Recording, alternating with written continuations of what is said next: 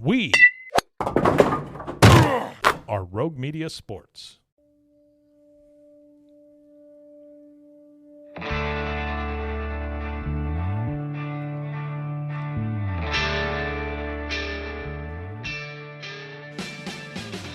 It is Matt Mosley. It is a special edition of the Doomsday Podcast. It's a preview that we're doing on the Houston Texans. And Ed Werder from his Colorado studio. I'm in Dallas at the Frito Nation Productions, and we are pleased to be joined by a guy we've both known for a pretty good while now, and it is Brian Gaine, the general manager of the Houston Texans. It just happens to be the Cowboys' opponent on Sunday night. And Brian, welcome to the Doomsday Podcast. I know you're familiar with it. I don't know if you have time to sit around and listen to podcasts. You probably don't, but we are excited for you that you are the GM there, and have spent a lot of time working toward that. And now you're the man. You're.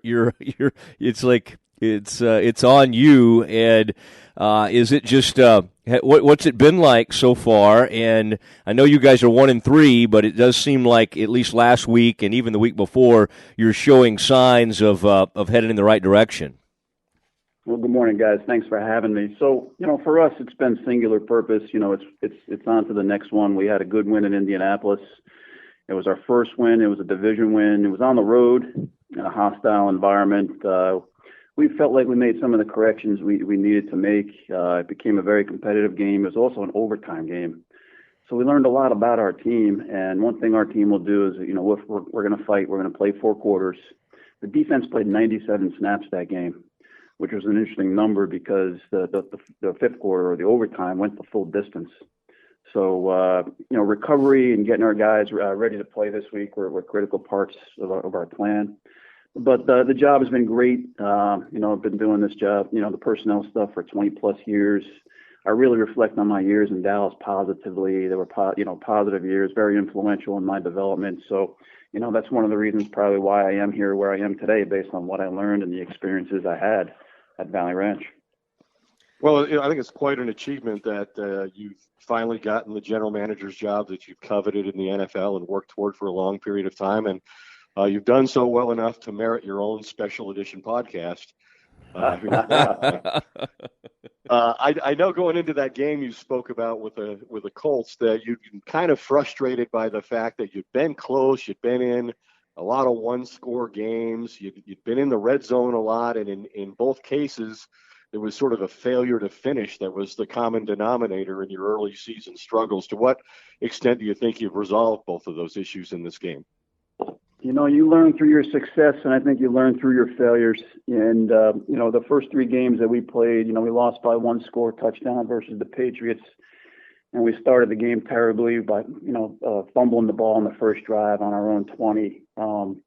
Our second game, we lost by 3 points to the Titans on the road, and then, losing by 5 points here in our home opener to the Giants. We just weren't finishing games. And when you reflect and look at some of the statistical things that occur or moments in the games where, 3 or 4 plays in one game can be the deciding factor. We just weren't finishing drives, weren't finishing contests. And a lot of that, points back to the red zone. We were at one point, I think, 5th or 6th in the league in red zone attempts, but we were near the bottom in terms of turning those into touchdowns. So we were getting at bats to win the games. We just weren't finishing the way that we wanted to. And then equally on defense. So we felt like that's been a point of emphasis for us to shore up here that, we're moving the ball on offense. We just weren't finishing. And we were a lot better at that in Indianapolis last week. And Brian, one of the things when you talk about the defense being out there for a long time, at various points in the season, Jadeveon Clowney just came off and was named, I believe, the AFC Defensive Player of the Week. He had a big game, a couple of forced fumbles. You have maybe 2 of the greatest pass rushers in the game. The issue has been getting them on the field at the same time, and it's well documented. J.J. Watt, one of the great defensive players we've seen in this league, but he's had injuries last couple of years. Are you getting to the point, and I know you want to knock on wood when we even bring any of this up, but where you think you might have both guys kind of ready to finally be out there peaking at the same time? Well, it's great to have them both healthy and playing a lot of major snaps. But, the way that we look at it is, look, both of those players are guys that opponents have to account for. They've been very active, very disruptive, and they play off of each other. The other thing, too, is these guys, they play hard and they chase the football. Like, if people see the sacks, they think about the rush. But both of these guys are very good in the running game. And perhaps that's not the area that gets a lot of the wow factor or the attention, but they're two-way players. And for us, like that's a very big part because we want to win on the early downs to position ourselves to get after the passer on third down. We also have Whitney Merciless. When we think about our pass rush, we feel like we have three guys that are contributing members to that rush, but we're working on trying to improve other areas of the defense as well. But right now, we feel like our front seven is a strength of ours.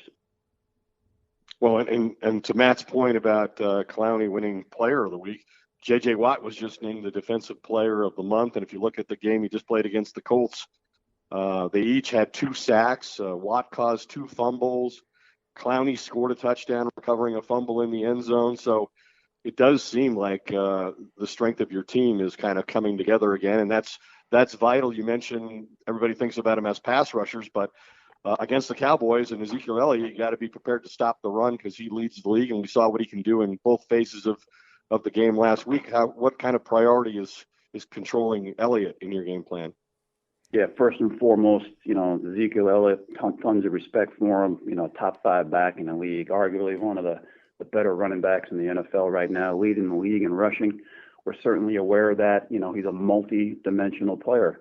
I think back to what we thought about him in the draft and kind of how he's become that player here in the league. He is what you would call a 3-down back, and he can do it all. He can rush inside. He can rush outside. He can play with power. He has enough speed to threaten the perimeter. He can get chunk yard production. He can make explosive plays. And perhaps, you saw that last week, maybe he doesn't get enough credit in the passing game. So he's a guy every down that you have to account for. And we're going to need to play our best on defense to try to control that. You may not stop him, but at least if you can try to make an effort to control him. It takes 11 guys to stop Ezekiel Elliott. But, just to go back a little bit on JJ and Clowney and some of the work that they're doing this year. If you saw how well these guys work Wednesday to Saturday, really Monday to Friday, getting their bodies ready to play and focusing on the game plan and getting ready to play Sunday, you probably know why their production is at the levels it is on Sundays. So it's a credit to both of those guys to do the rehab that they had to do to make it back out there for the season. So we're excited about the future here in the coming weeks to see what these guys can do together when they're on the field together. Yeah, and it's interesting what you've had to do, Brian. I mean, you talk about, trial by fire. You've spent a lot of time over the years having to go out and scout and bring in guys to try to create depth, and what you've seen in that secondary this year. I want to get in a minute to DeShaun Watson, but just your secondary, that is you didn't get to pick this year, for people that don't remember that, till the 3rd round, because obviously of some decisions that were made earlier and that went into getting DeShaun Watson. Y'all didn't go till the 3rd round, and you pick up a safety, Justin Reed, who has had to step in, and I don't know, last thing I saw, he was playing about 70% of the snaps. You also brought in Kayvon Webster, veteran, Sharice Wright, veteran. Those guys are all like having to be almost every down players now. How difficult has that been to just try to keep churning that out with the secondary? I mean, it's not like you guys haven't had some injury issues in the past, but that does seem like it's been a bit of a problem area for you guys. Yeah, so that's a fair assessment. But what I would tell you is, from the personnel end of things, we're constantly contingency planning, and when you build your roster at the 53-man cutdown, you're not just building it for the immediacy of that week or the week thereafter. You're trying to build it so it could stand the test of time for 17 weeks.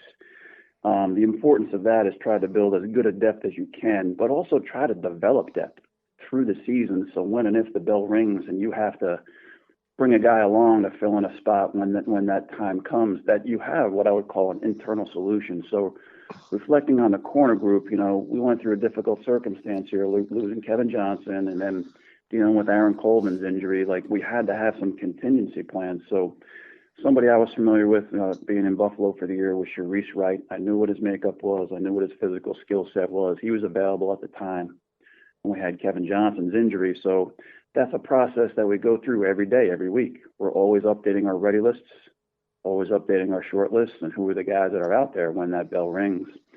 And then we signed Kayvon Webster in August. He was coming off an Achilles injury. And for us, we knew we probably had to finish out his rehab on the back end of it. But we felt like perhaps we would get that dividend at some point in the early part of the season. Well, that time has come. And that's what you're always doing on the personnel side of things. You're always trying to build that depth for when and if a rainy day comes. And now that bell has rung, and then both of those guys are carving out contributing roles for us.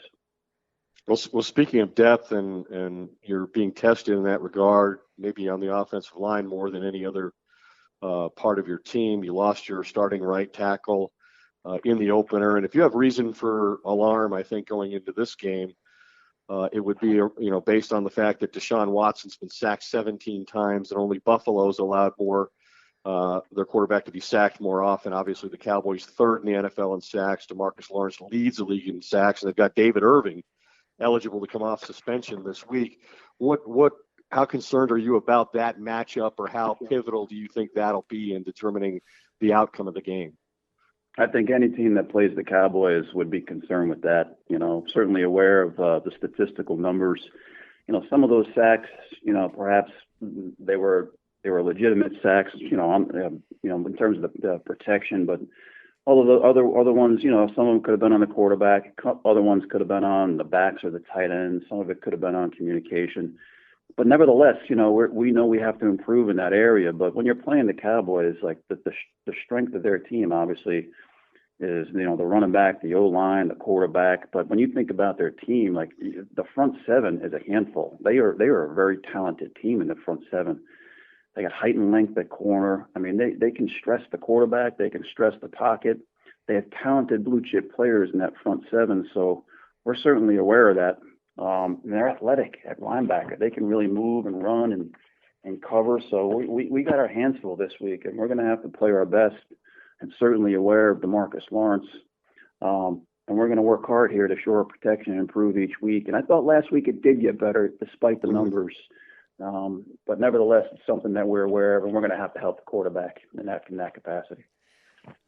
With DeShaun Watson, your quarterback, he goes through this unbelievable 7-week stretch before the injury took him out. And what happens is everybody, of course, expects, well, he's going to pick up right where he left off, and he certainly has put up good numbers.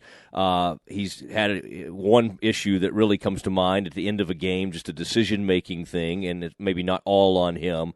But what have you seen from DeShaun? I mean, that's got to be a tough load is, okay, the reason you have these expectations because he performed so admirably last year, and then at the same time he's still making sure he's comfortable, playing on that knee, and then he gets going this year. What have you seen from him, both as a leader and tangible wise, and then his just ability on the field?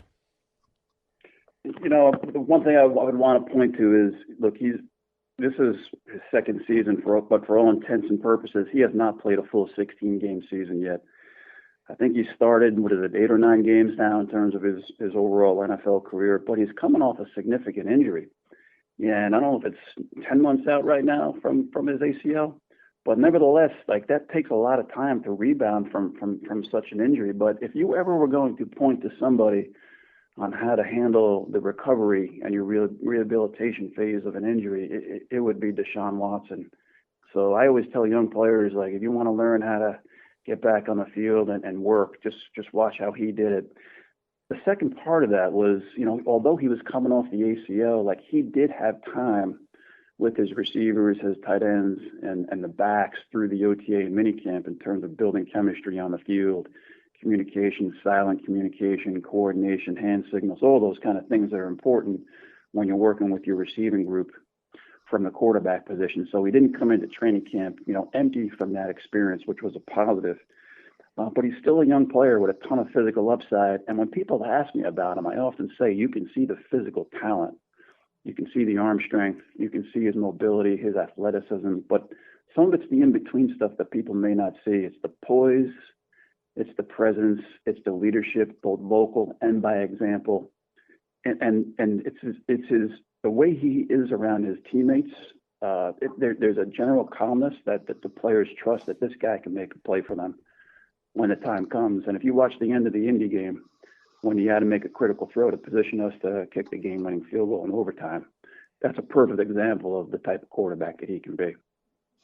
Well, obviously, you're one of the most explosive offenses in the league, and people may not think of the Texans in that regard, but DeAndre Hopkins is one of the best receivers of any kind in the entire league. And then Will Fuller seems to play exceptionally well when he's out there with DeShaun. And now you've unveiled a young guy named Kiki Kuti. Is that right? That is correct. And he was sort of the focal point last week. 15 targets, 11 catches, 109 yards. How strong do you think this receiving group is right now? It's what I would call a quarterback-friendly receiving group. And then one point of emphasis when we got here in January and we kind of set the table and the template of what we wanted to do for our offense was to put as many weapons around our young quarterback to help him achieve his production. And for us, when we got here, Hopkins was already here and Will Fuller was already here, and they complement each other very well in that regard. But we wanted to amp up what I would call the inside passing game presence. So we wanted to find somebody who could be an inside-outside player. So we like Kuti in the draft. So he presents that element for us. But also we drafted 2 young tight ends. And faced with the unfortunate circumstance for C.J. Fedorowicz, who had to retire, we had to address the tight end position this offseason as well. And we didn't draft just 1, but we had 2. Drafted the Akins kid from Central Florida and Jordan Thomas from Mississippi State. And both young tight ends have contributed for us. But Kuti made it back this week and played versus the Colts. He had 11 catches for 100-plus yards, but it was his ability after the catch. And I would also say that he probably left 3 or 4 plays on the field. He could have been even more productive. We would have had more X plays if those plays were made. So that's the challenge for him this week is to get better. So we have a young group of receivers. Will Fuller's only in his 3rd year. Kuti is a rookie. We have these 2 young tight ends paired with our veteran Ryan Griffin. And then DeAndre Hopkins. DeAndre Hopkins isn't right now in the prime of his career, so we feel like the future is bright as it relates to our skilled players in the passing game. I'd try and take credit for Hopkins, even if you didn't draft him, just going forward sort of on a personal note. Oh, yeah. I don't blame you for doing that. You should take credit for him. Yeah, he's a quarterback-friendly player, and he's got great ball skills. He's got excellent hands. He can track it well. He can play outside. He can play inside. He's an exciting player to watch. And amazingly productive. Even, to me, the most remarkable thing about him is how remarkably productive he was when the Texans really didn't have a steady quarterback situation. And it didn't matter who he was playing with. He put up phenomenal numbers with everybody. If you don't know him or if you've never physically stood next to him, he is a bigger person. Like when you stand next to him, like you don't realize it sometimes. Like he is all 6'2". He is all of 210, 215 pounds, big hands, very athletic body type. So sometimes I don't think he gets enough credit for the size and the strength that he actually plays with. Based on a term you just used, I would, and I don't want you to comment on this. This is a Mosley editorial comment. I would say the Cowboys have a quarterback unfriendly receiving group. But that's just. Don't. Oh, you don't. He's Okay. Gonna hang up.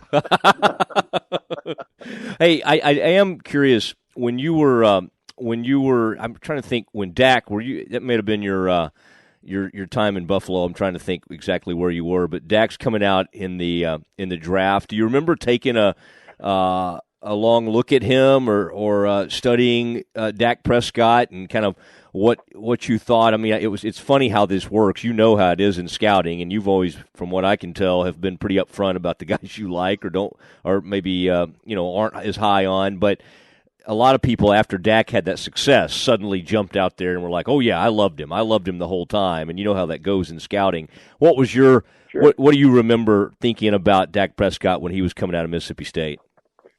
Aside from the physical profile, good-looking athlete, had size, body type, play strength. He was highly productive. He was a winner. He ran their offense very well. He knew their offense very well. A very instinctive football player. Very good with the ball in his hand. He was a dual threat. Highly regarded in the Mississippi State program. The coaches thought very highly of him there. He could learn and process information. His work ethic was outstanding. The intangible profile were all pluses. And he looked now that he's in the NFL and you're playing against him, he poses a dual threat to the defense. The ability to extend plays, play outside the pocket. He does have arm talent. He can make plays with his legs. He can get first downs with his legs. So on third down, they're very difficult to defend because he poses the two-way threat to pass or run. And, not surprised that he's had the level of success that he's had. Should we talk yet about your journey and what it took for you to get to the position you're in? Absolutely. And maybe get your favorite memory of working in Dallas in the personnel department with Bill Parcells and the influence he's had on your career? What's your favorite memory or what story when you go out on the raising ticket sales for the Texans and you tell a Bill Parcells story? What's your headliner? Wow. Well, there's so many. I say with great humility. I had the great fortune of having a year or at least a training camp of playing under Coach Parcells of the Jets in 1997. I was cut and I bounced around the league for a few years, and then I got my first job in scouting with Coach Parcells of the Jets in 1999. And the best way for me to describe it is, the things that I learned under Coach were probably things you don't learn in a manual or you don't buy and read out of a book. So I'm greatly indebted to him for where I am in my career. But, that's where it started, 1999. My scouting career started in 99 with the Jets. He hired me as an entry-level scouting assistant. I spent 7 years there with him. And then when he moved on to Dallas, I came to the Cowboys a year later and worked under Jeff Ireland. And when I got there, they were coming off, I think, the 6-10 season. And for the 3 years that we were there, I left that year that we were 13-3, and went to Miami. When Bill went to Miami, I had a chance to grow more, take on a new role, and go to the Dolphins. So for 7 or 8 years of my career, I worked under Bill. But there's a few stories I think about. The one that I don't know if you guys ever heard of was, we were doing pretty good at the Cowboys at the time, and we were winning. But although Bill was a Hall of Fame coach, he was a Hall of Fame motivator, and he was a master at messaging. And I remember coming off a real big win, walking through the locker room, and there was mouse traps hanging from the rafters in the locker room. And I'm walking through there. I'm wondering why the mouse traps are dangling from the ceiling. And Coach Parcells' famous quote was, "Don't take the cheese." He wanted the guys to see the mouse traps and for a moment of symbolism saying, like, everyone's going to tell you how great you are and how well you're doing. We got another game to play this week. So he was a master at motivating people as it relates to that. So those are the kind of lessons that you just don't learn in a manual or a book. But, there's numerous ones, but that's the one that comes to mind in Dallas that stood out the most. I remember him saying one time after they won a game, but it wasn't nearly good enough, that he said, "If we think that's good enough, we're flying a burning plane." And it was the one-liners as well. It was the ability to deliver the messaging in a way using symbolism. But it was that Northeast humor, with the one-liners mixed through it that I guess, me being from that area as well, like I really appreciated those. What do you think he saw in you as a player that led him to offer you a job later as in the scouting department? Oh, I don't know. I wasn't very good, and you could probably say NFL and player very loosely when you're talking about Brian Gaine. But one thing I did was I was also a long snapper, and I was a tight end long snapper, so I was competing for the back end roster spot. Yeah. So tight end long snapper with emphasis on long snapping. So that gave me a chance to kind of compete at least for some versatile roles. on the team. But, perhaps maybe it was more my approach than ability, try hard, overachieve, work hard, grind, try to squeeze every amount of talent out of what the Lord above had blessed me with. But, perhaps, I wanted to be in football either way. I wanted to maximize and exhaust whatever playing career that I could chase. And if that wasn't going to be good enough, I wanted to pursue and play a small part in trying to build a championship winner in the NFL. So at a very young age, I knew I wanted to try to be in the league from like a scouting or coaching standpoint as it related to my teen years, my formidable years through college. So I was, greatly indebted to Coach Parcells to be given that opportunity. I think you could have been like the lankiest long snapper, deep snapper ever. I mean, I'm trying to think, were you the same size you are now back then? I mean, I guess you had a little more weight. I often say that's about 50 pounds ago. And unfortunately, my body has gone in the other direction. It hasn't gone in the positive direction. You're a pretty thin guy. Now, I will say, last thing I was going to ask you about is it's the you sort of came up and you learned under Parcells and all these guys, Ireland, whoever else. I mean, you were a grinder. How is that? Are you still? I mean, to me, you strike me as someone still dying to get out on the road and do all the things you did as a scout, but you have to balance that with you're the guy who has to delegate everything, and you're the huge decision maker. You obviously work hand in hand with Bill O'Brien there.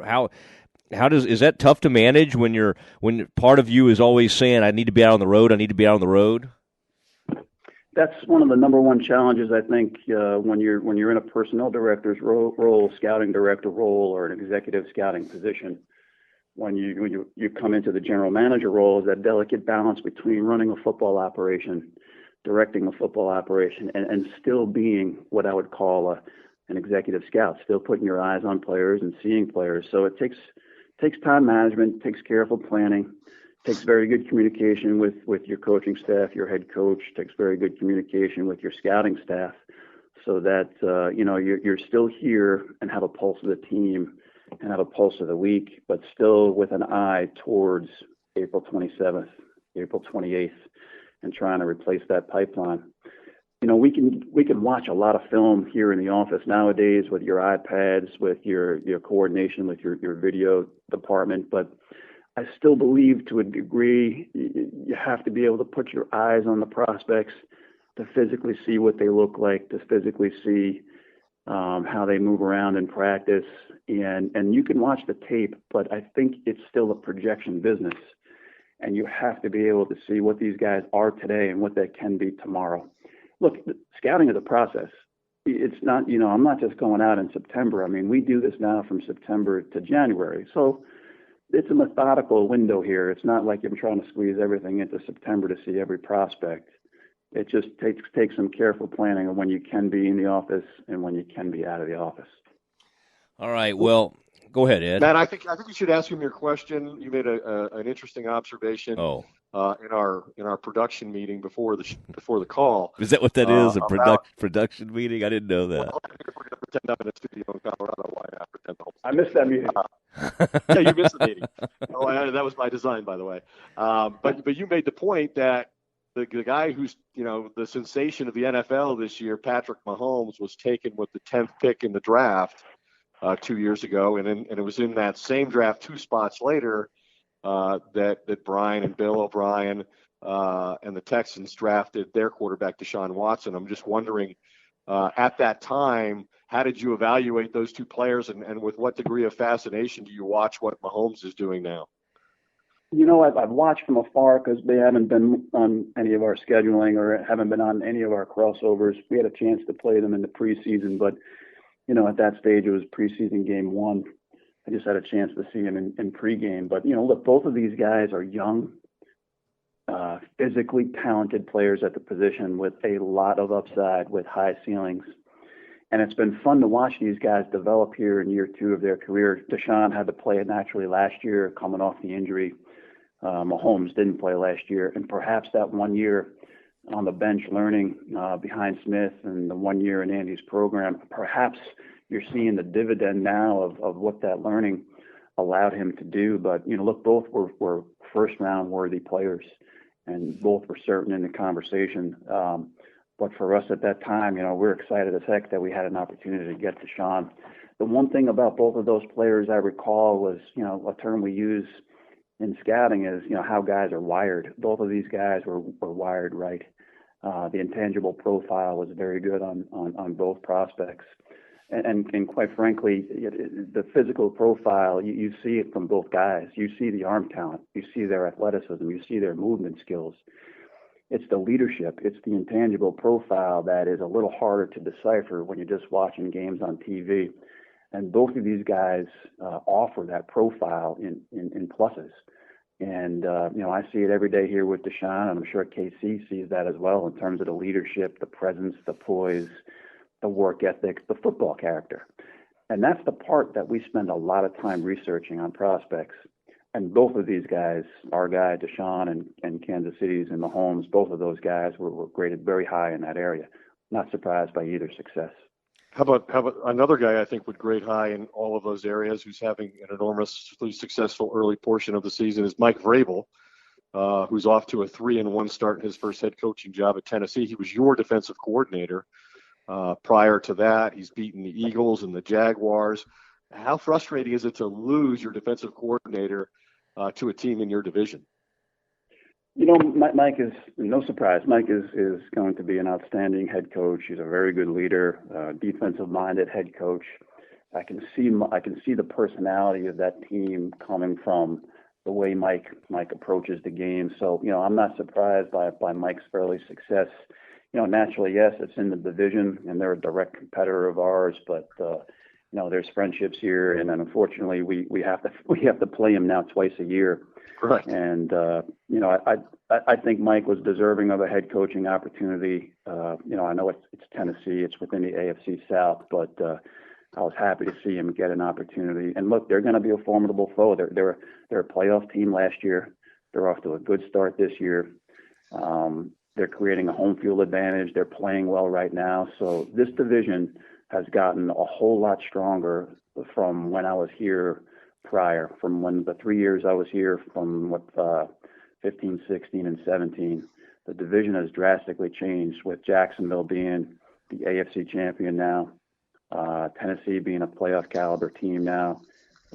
Andrew Luck now is back and playing with the Colts. We faced him last week, playing at a high level. So the division has drastically changed, and we're going to have to play our best football here to be in this thing in December. Well, listen, we so much appreciate your time and always pull for you from afar, and I'll hopefully duck in Sunday night, and you'll want to introduce me to Bob McNair and take me around the suite there, Brian. I know that'll be part of your priorities on Sunday night. But hey, best of luck to you, and we really, really appreciate it. And I just want to say one final thing too, is that I know Bill O'Brien, the head coach of the Texans, pretty well. I know one of the reasons that he felt good about signing that extension after last season for 4 more years with the Texans was because he feels so good about having Brian Gaine as his partner building the football team. I think that's essential to success in the NFL, and that's a credit to you, Brian, that Bill feels so strongly about what you can add.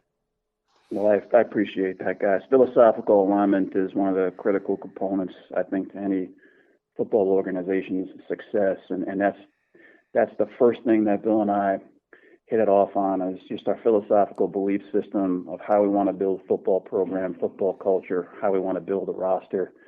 All those things are very important to us, and in that regard, we're philosophically aligned, and perhaps that gives us a chance to have success. All right, Brian, best of luck on Sunday night, and we'll do another 45 minutes on Monday morning. Very good. Thank you very much. You can show Mosley some of your long snapping skills in the suite. That's right. I'd like It'll to see. be one-handed though, because my left shoulder's no good anymore. Oh no, he's breaking down. Snap the ball. That's right. And that was our conversation with Brian Gaine of the of the Houston Texans. And Ed, really good stuff. We've watched his career, and Brian's one of those guys that you've seen GMs come up or guys that are aspiring to be GMs and play the game and try to know all the right people and have the right agent. He never really did that. He kind of was a grinder, and that's how his career was at Maine and all of that. A lot of interesting stuff from him, both on Dak, DeShaun Watson, talking about this Houston roster that he's now trying to kind of put together and provide depth. You brought up the fact, Ed, this is a real makeshift offensive line. 17 sacks, is that right, for DeShaun Watson through 4 games? Yeah, 17 sacks. Buffalo's allowed 21. That's the only team that's allowed their quarterback to be sacked more often. Yeah, and DeShaun Watson's been sacked to this point. And part of that is the quarterback likes to run around. He does hold the ball at times, and so he can sometimes we always think of these mobile quarterbacks as, oh, they don't get sacked. Well, no, a lot of times they get sacked a ton. The guys that, in his, Favre got sacked a million times because he was moving around back there. Steve Young got sacked a million times. But they're starting a rookie at left tackle. That's not what they wanted to do coming into this season. I think his name is Martinez Rankin, who they have over at left tackle. You mentioned Kendall Lamb's having to be over there playing right tackle. They are just kind of beat up. But if they do give their quarterback time, Ed, you brought it up. This is, especially adding this Kiki QT, from Tech, us Big 12 fans, we watch this guy terrorize defenses, and he does have incredible speed. I didn't know he had the hands. I don't recall him having the hands that he showed in this first game he played in. 11 catches for over 100 yards. Ed, this is I don't think the Cowboys secondary will have been challenged like what's about to happen on Sunday night. Well, you've got, first of all, a mobile quarterback in DeShaun Watson who ranks among the best in the league in terms of efficiency outside the pocket. So that creates one unique challenge for the Cowboy defense. And then if you just look at the fact that they rank 5th in the NFL in explosive plays, that's runs over 15 and passes over 20, that only the Chargers, the Broncos, the Rams, and the Saints have more, I think that gives you a real sense of what it is that the Cowboys have to deal with. And then there's the fact that they're not really familiar with this, particular opponent. So this is a game to me that the Cowboys defensive front should go into the game expecting to dominate, and really, because of all these other threats we've talked about, that's really, to me, where they need to win this game. Yeah, and maybe this is the game we find out. It still feels a little bit like a mirage, although that's probably unfair of me, that Byron Jones, Cowboys cornerback, one of the top-ranked cornerbacks according to Pro Football Focus, and teams are apparently not even really throwing at him. I say apparently, that's what the stats show, and that's what the game film shows. They're not even throwing to his side, but I don't feel like DeShaun Watson is going to shy away from any cornerback in this game, so we'll see if Byron Jones can continue to have that type of play. And at some point, Ed, we've talked about it, it'd be really good for this defense to get a takeaway. Now, real quick, let's talk about the Cowboys offense a little bit and some of the silliness that's going on this week. Let me make one point about what you just said about the takeaway. Please do, Ed. We know that the Cowboys have, as we've stated, one of the dominant pass rushes in the league, and DeMarcus Lawrence has now proven over time to be one of the best individual players in that regard, creating pressure on the quarterback. The Cowboys somehow are the only team in the NFL that has 0 interceptions to this point, and they have just 2 takeaways, the fewest in the NFL, and they need to contribute in that way for an offense that I don't think is capable of consistently going 75 or 80 yards on drives. They just don't have that explosive element in their own offense. So that's an area I think that the Cowboys have got to look to really improve on going forward if they're going to have success. I absolutely agree with that. And Ed, what I was going to tell you is that this story this week, and I wrote something about this yesterday, and the Morning News said, well, we need to flesh this out before you come out off the top rope. I love Terrence Williams. I watched him at Baylor. He helped beat OU and had a historical catch to beat OU. I think the same season he had huge catches against TCU in a game when he played with RG3. So, I have always hope, this guy would have a successful NFL career. And to this point, he has had somewhat of a successful career. Taken by the Cowboys, is he a second-round pick? And this week, though, in the aftermath of is he going to be suspended? Is he not? For this public intoxication arrest this past offseason, he's not been a part of the offense this season, not a huge part of the game plan. In fact, he's just not been out there for a whole lot of snaps. We don't know the explanation. And then this week, Ed, nobody really is saying anything. Jason Garrett says we know he's not practicing. It's for non-injury reasons, and Jason Garrett will only sort of allude to these sort of off-the-field issues that he's having. Ed, personal issues. Can you make any sense? An agreement that he should be missing work for whatever it is he's doing. Yeah, this does not impact his future, which I find hard to believe. He's played the fewest snaps of his career on a percentage basis. He's a former starting player who barely gets on the field now. When he does, they never throw him the football anymore. And now he's got some personal problems that are keeping him away from work for nearly a week now. He wasn't there last Friday. He was inactive for the game last week, and now obviously his preparation for this week is being affected to the point that it's hard to imagine he's going to be a part of this game plan. And maybe he's not going to be on the roster because they've got David Irving coming eligible, and they're short at defensive tackle. And so if they decide to go ahead and activate him, they need a roster spot. They've got too many receivers relative to the 53. I think they have 7 receivers on their 53-man roster. So maybe at the end of the week it's farewell to Terrence Williams. Yeah, it could be. And then, by the way, the rest of that statement, they've got too many receivers who can't play. If obviously you have Cole Beasley. Michael Gallup seems like he's coming on a little bit, but when we talk about the Texans receivers, boy, it's just a whole different class of receiver. Did you hear that, Ed? That little subtle thing from Brian Gaine, and he wasn't taking a poke. I'm the one taking the poke. They drafted 2 tight ends. Jordan Akins and Jordan Thomas. Jordan Thomas, I believe, is the one from Mississippi State that's 6'6", and then you have Jordan Akins, the guy from Central Florida. They're both getting involved, and they're both making catches. One guy, the big tall guy, Jordan Thomas, raced down the sideline, I believe it was in the last game, for 40 yards. So, Cowboys draft a tight end out of Stanford in the 4th round, and the guy can't even get on the field. And I thought you were talking about Rico Gathers here. I thought you were about Rico Gathers again. No, that's a gadget player that they put in the red zone and then throw it way over his head. I thought he was a big rebounder, leaper guy, go up and get it. I think Jimmy Graham would have had that 10 times out of 10. That was pretty high. That was pretty high. He's not and that's the thing. He's not like he doesn't have the greatest athleticism ever. He's just a big old huge guy. But anyway, it is kind of remarkable when you see other teams have some develop players, yes. Get them on the field right away, even if they can't do everything. Yes. They give them a chance they figure out a way to take what their best quality is and bring it to the field and have it affect the game. And the teams that are the best in the league are those who excel in player development. And I think that's an area where the Cowboys could use some work. I am right there with you, Ed. I was also trying to think of how many times when Brian Gaine was talking to us about his philosophy, and particularly as it pertained to getting out and actually seeing players instead of scouting by TV. How many times did that apply to the approach the general manager in Dallas takes? I think Brian Gaine and Jerry Jones do the job a little bit differently. Yeah. I had already made my Cowboys joke, and I